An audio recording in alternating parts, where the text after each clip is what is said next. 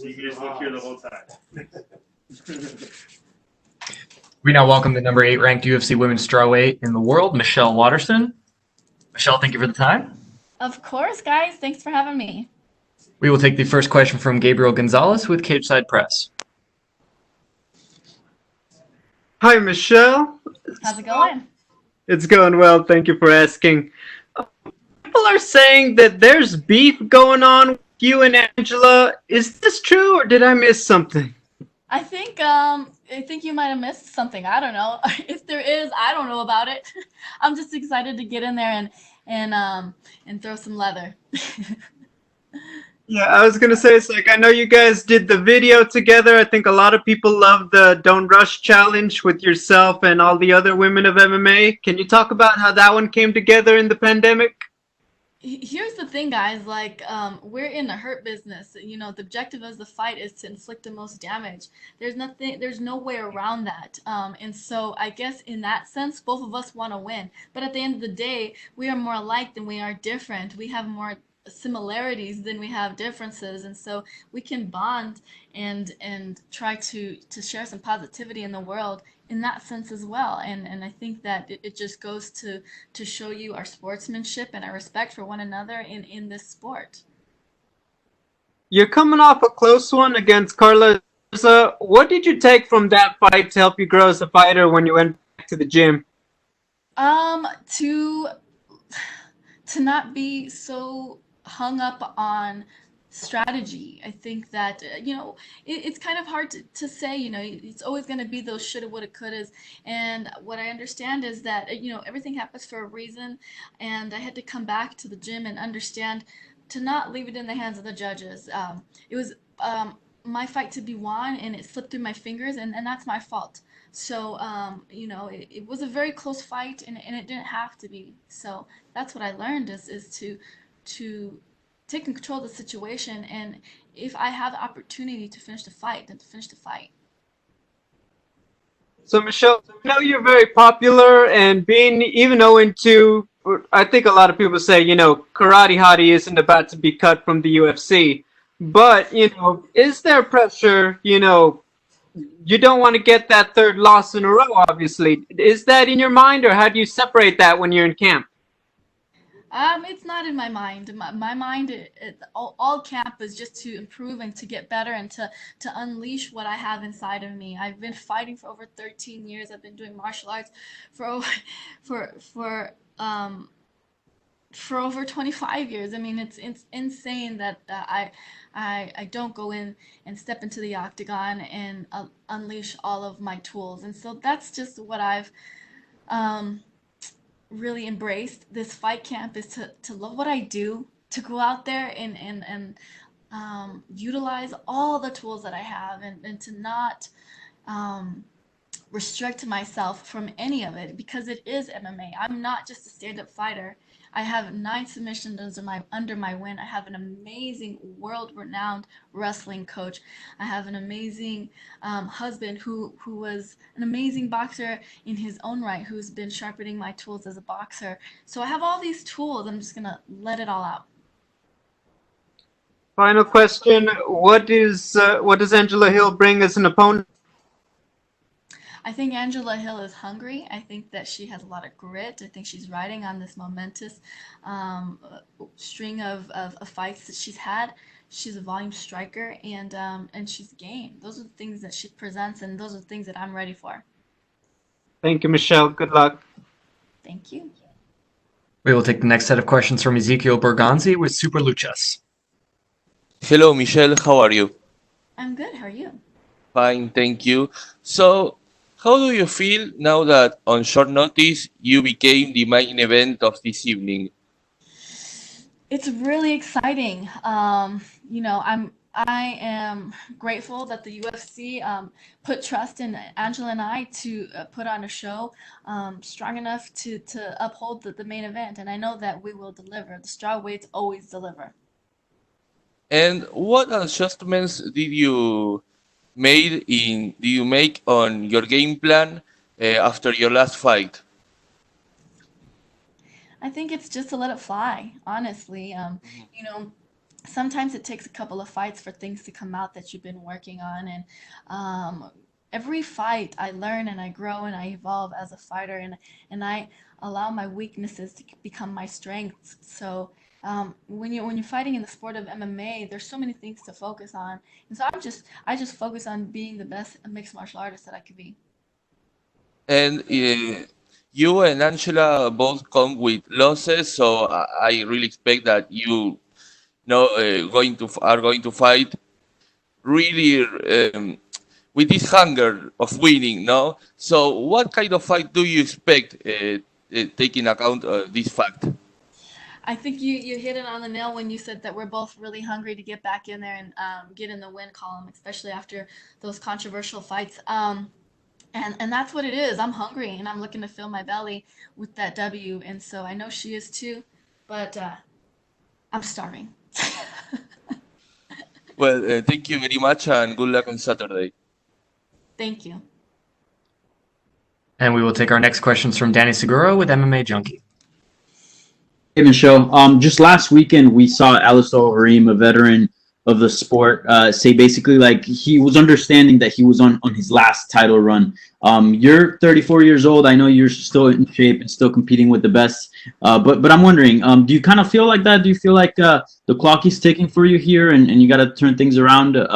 Or do you see yourself still having a sort of long career?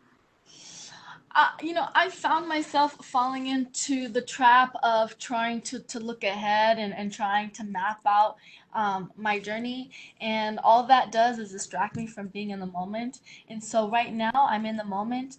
My focus and mission is to beat Angela this Saturday, and that's what I'm focusing on. And martial arts will always be part of my life, regardless. But I'm not looking past Angela. My focus is this Saturday. And speaking of Angela, her last bout was pretty controversial. I'm wondering if you got to see her last fight, and what did you think of it? Did you think that she got wrong there in the decision? Do you think she should have won that fight? I think it depends on the type of style you like to watch. Do you like to watch a striker, or do you like to watch a grappler who is constantly putting forward pressure and controlling the cage? It really depends. That fight could have gone either way, the same as me and Carla's fight could have gone either way. So I think that's probably one of the reasons why they matched the two of us up.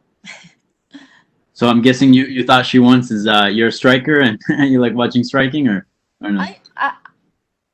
I know I'm the karate hottie, but I wouldn't consider myself a striker. I would consider myself a mixed martial artist. And I have a lot of wins by submission. So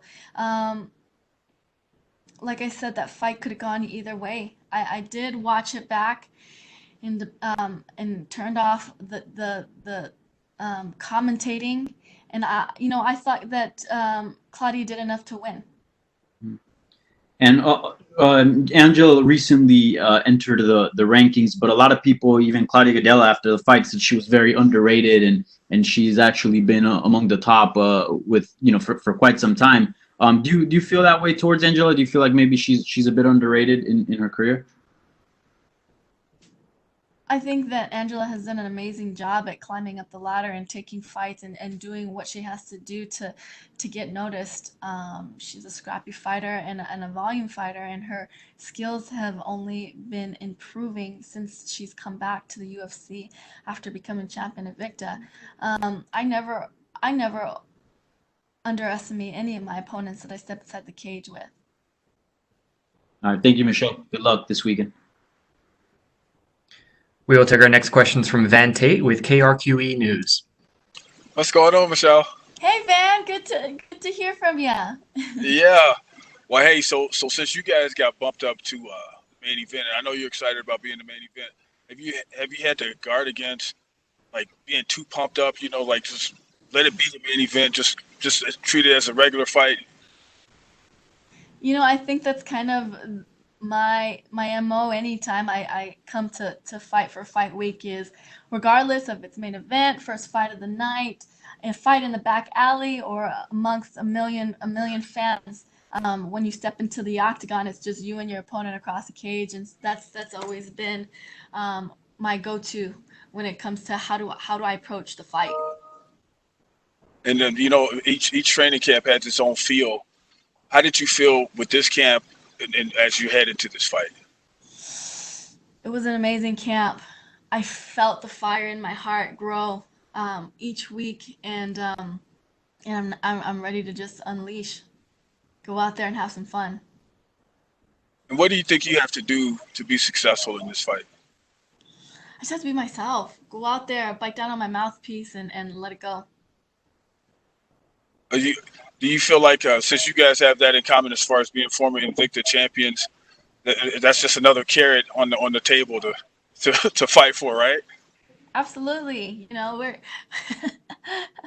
I fight because I want to win, and I want to beat the very best out there. So for sure, it'd be great on my resume. Do you feel like you need this one as far as to keep your name in the conversation for the UFC strawweight title, as a contender and to get that shot? Yeah, absolutely. And could you elaborate on that? Why you feel like that? Both Angela and I are chomping at the bits to get to the top, and there's kind of a stale, like it's kind of stagnant at the top because of the nature of what has happened, in the world today. Nina is out because she's getting ready to have a baby, and Suarez is injured. Rose just broke her nose, and so there's some wiggle room for who gets the next shot at the title, and I want it to be me. And I know there's not going to be a crowd there and stuff like that, but do you guys still work on your entrance, how you want to come in? Even without a crowd there, do you still want to look fly when you're coming in? Oh, I'm looking fly no matter what, even when I'm waking up. But we prepared for what it feels like to walk out without a crowd, and so it's like I pull energy from the crowd, but now what do I pull energy from? I pull energy from the sound of my glove hitting her face. I pull energy from the sound of my shin hitting her thigh. I pull energy from the sound of her body hitting the mat. That's where I'll pull the energy from. Okay, sounds like she's going to get roughed up a little bit. So, hey, thanks so much, Michelle. Always a pleasure to talk to you. Thank you. We'll take our next question from Damon Martin with MMA Fighting. Hey, Michelle. I apologize if this was asked already, but I saw obviously the fight got bumped up to main event. You guys are doing 5 rounds. Now, we've seen a couple other short notice main events come together. The Anthony Smith fight, and they ended up being 3 rounds. Can you give me an idea, did they ask you to do 5 rounds? Did you want to do 5 rounds? It's a main event. You got to do 5 rounds. And I'm never one to shy down from a challenge, and this was an amazing challenge to take, and I was up for it. Were you given that option, or did you immediately volunteer and say, I want to do 5 rounds? I just figured that's kind of the responsibility you take on as a main event fighter. You've been in main events, big ones in the UFC. You've been here before, being under that spotlight. Do you embrace that, and do you believe that actually is? Because some people, they kind of fade under the spotlight. Some people shine under the spotlight. You've been a person who's kind of always embraced that. Do you kind of embrace this moment of kind of taking advantage of being the main event now? I think you have to embrace all these special moments, because if you don't, they come and go, and then when you look back at it, you're like, man, I didn't appreciate that moment for what it was. This is such an amazing moment in my life. Why would I shy away from it? Why wouldn't I open up the curtains and breathe in that fresh air? This is historic. Sometimes, because I've been fighting for so long, I forget how cool it is to be doing what I get to do. And I do have to kind of sit down and smell the roses sometimes. If you don't, what's all the hard work, blood, sweat, and tears for? What is it for if you don't appreciate these moments? Absolutely. With that being said, talked earlier about Angela having a bit of a controversial decision in her. You were also, in a fight that was very, very close. Obviously, sport at the highest levels, you're not going to go out and knock out every single opponent you. But is there a point in a fight like this to go out and kind of put an exclamation point and leave no doubt? especially coming off a very hard-fought split decision. Yeah, there is. You don't want any doubt within your mind, with the judge's mind, and with the world. That is always, that should always be the objective. Since I've been fighting for the UFC outside of my UFC debut, I fought top 10 girls, always. And so when you get up to the top tier of competition, getting those finishes becomes so much harder. And I hope that people understand that. It's because the competition is so thick and rich with talent and technique. Getting a finish isn't something that you can force, or it is something that that happens through in the moment.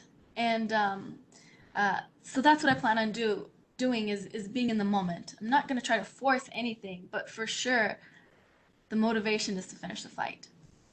And last question, Michelle, when you look at her style, I don't want to pigeonhole her and say she's only a striker, but when she likes to strike, do you feel like you've seen those holes, those openings in her game where you can take advantage of that and make this a more one-sided fight? Or, if the opportunity presents itself to get that finish, because you've had those dominant finishes, obviously, throughout your career.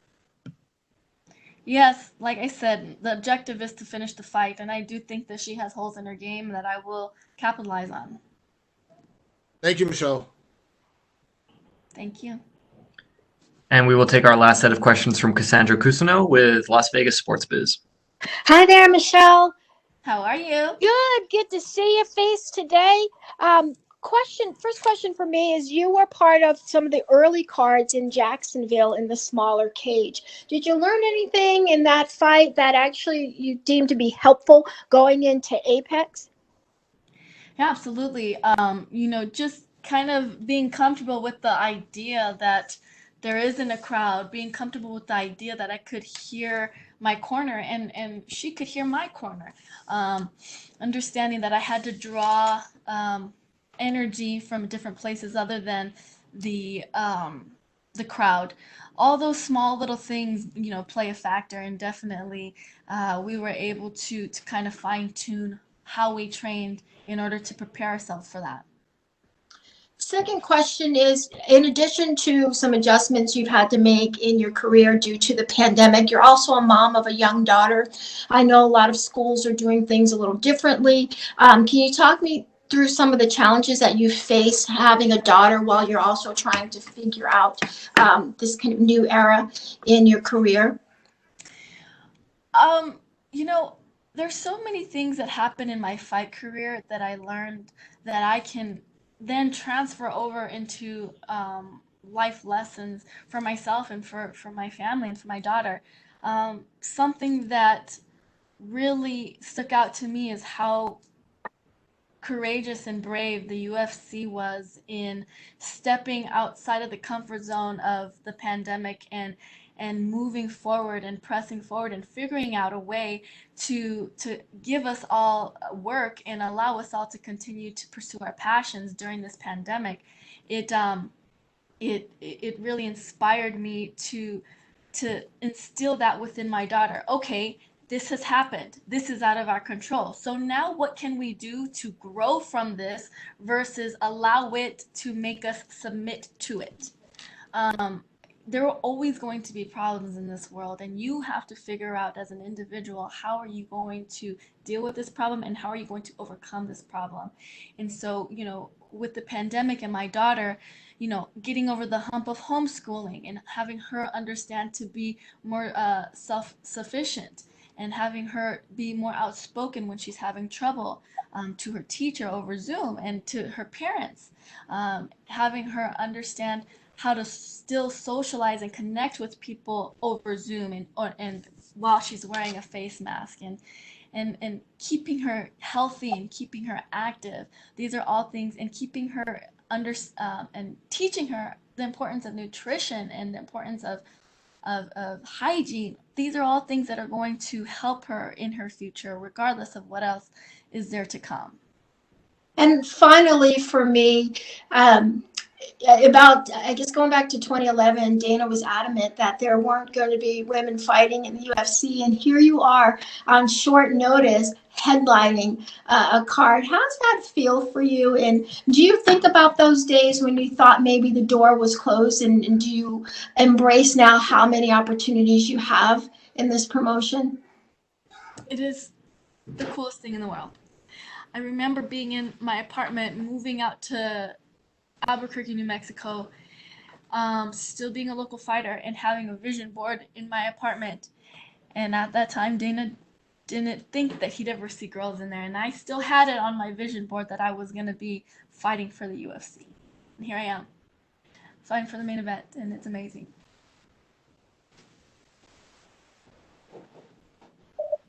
Thank you, Michelle. Good luck Saturday. Thank you. Thank you, Michelle. That is all the time we had for you. Thanks, guys. Hey guys, this is Praveen Dabas. Thanks for watching our video. Click on the subscribe button to catch all the latest videos from MMA India Show and MMAindia.com. Thanks. Cheers.